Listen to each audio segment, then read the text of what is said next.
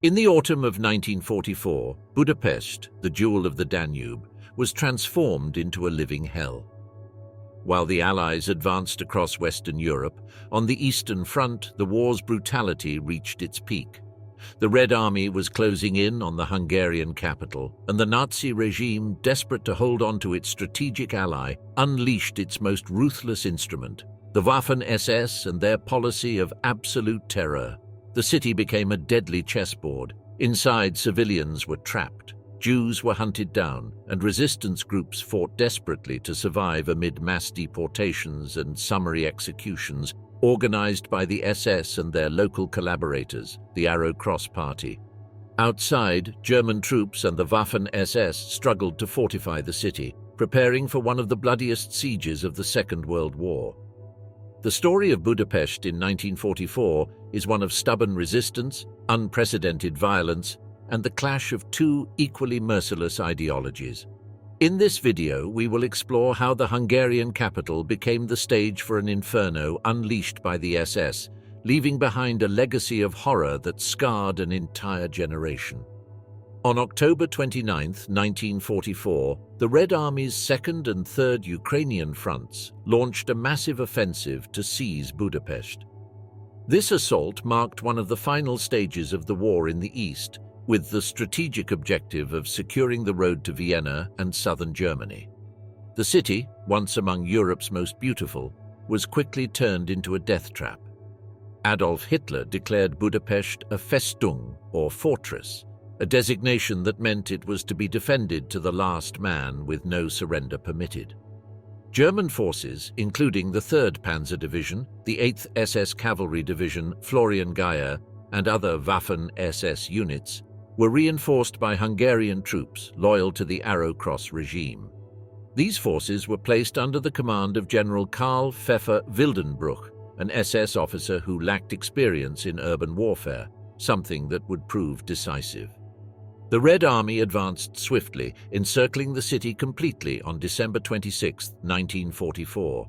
From that moment, some 800,000 civilians were trapped alongside the defending troops. The war now invaded the streets and homes of Budapest. Every building, every street corner became a battlefield. The Waffen-SS and the Arrow Cross turned houses, bridges, and even historic monuments into strongholds, transforming the city into a labyrinth of destruction. Week after week, the fighting escalated. The Soviets employed massive artillery barrages and frontal assaults to crush the German defenses, while the defenders used every resource available to hold out. Civilians caught in the crossfire endured inhuman conditions, starvation, freezing cold, and the constant threat of death.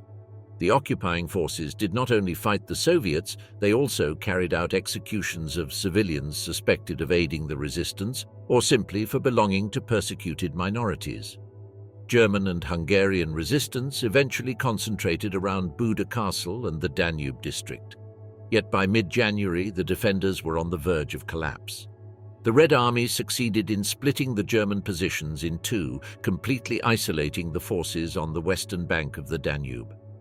Finally, on February 13, 1945, after nearly 50 days of brutal fighting, Budapest fell to the Soviets. The losses were staggering. Around 80,000 German and Hungarian soldiers were killed or captured. The Soviets suffered over 100,000 casualties, and tens of thousands of civilians perished during the siege. The city was left in ruins, its population devastated. The Battle of Budapest was one of the bloodiest sieges of the Second World War, leaving an indelible mark on the history of Central Europe. An episode that combined heroism, suffering, and the most ruthless brutality of war. The entry of the Waffen-SS into Budapest, together with the rise of the Arrow Cross Party, unleashed a spiral of terror and systematic violence.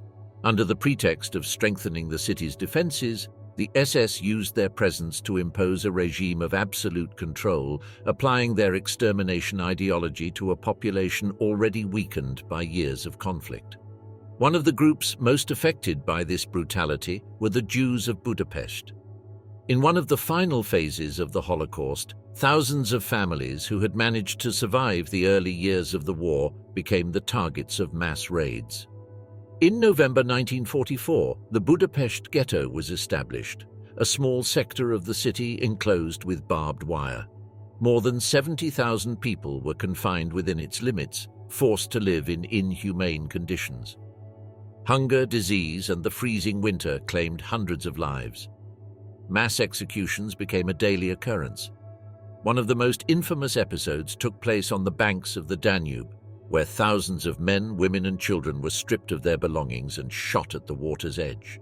Their bodies fell directly into the icy river, its currents carrying them away. Today, the Shoes on the Danube Memorial commemorates these atrocities, with rows of iron shoes representing those who never returned. But the Waffen-SS did not act alone. The Arrow Cross party, under the leadership of Ferenc Selassie, played a central role in the war crimes committed in Budapest.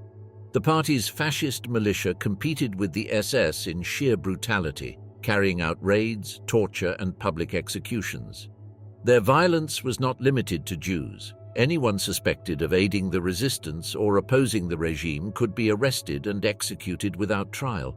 Survivor accounts describe scenes of unspeakable horror: entire families dragged from their homes, women and girls raped, children shot alongside their parents. This wave of violence further dehumanized a city already being torn apart by the siege. For the inhabitants of Budapest, fear did not come only from Soviet bombardments. Each day, the SS and the Arrow Cross swept away any trace of safety or hope. Budapest had become a true hell on earth. As the winter of 1944-45 wore on, the noose around the city tightened. After weeks of fierce fighting, the Red Army managed to split the German defenses in two. The forces in Pest on the eastern bank of the Danube and those in Buda to the west were completely isolated. The final days of the siege centered on Castle Hill, where German and Hungarian troops mounted a desperate defense. The castle's underground tunnels became makeshift shelters for wounded soldiers, while the streets and buildings of Buda turned into a labyrinth of hand-to-hand combat. On February 13, 1945, after nearly 50 days of siege, Axis resistance finally collapsed. General Karl Pfeffer-Wildenbruch, commander of the defending troops, attempted a last, desperate breakout with a small contingent of men, but failed and was captured along with thousands of soldiers. Budapest had fallen. The human cost was devastating. More than 38,000 Axis soldiers were killed and nearly 80,000 were captured. Soviet losses were equally staggering, with over 100,000 men killed or wounded. But it was the civilians who suffered the most. Thousands perished during the fighting, while survivors endured mass looting, executions, and widespread sexual violence at the hands of the occupying Soviet troops. The city, once a symbol of culture and beauty, was reduced to rubble. Budapest, the jewel of the Danube, had become a testament to humanity's capacity for destruction and suffering. The Battle of Budapest was one of the bloodiest and most devastating sieges of the Second World War. More than a military confrontation, it stood as a grim reminder of the cruelty of totalitarian regimes and the disproportionate toll such conflicts take on civilian populations.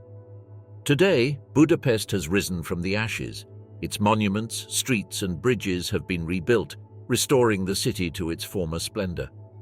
Yet the scars of that winter still remain. Sites such as the Shoes on the Danube Memorial and the old ghetto district bear witness to the lives lost and the terrible price of hatred and war. Remembering the horrors of the past is essential to building a future where humanity does not repeat the same mistakes. Budapest, like so many other cities scarred by the war, stands as a testament to resilience, but also as a warning for generations to come.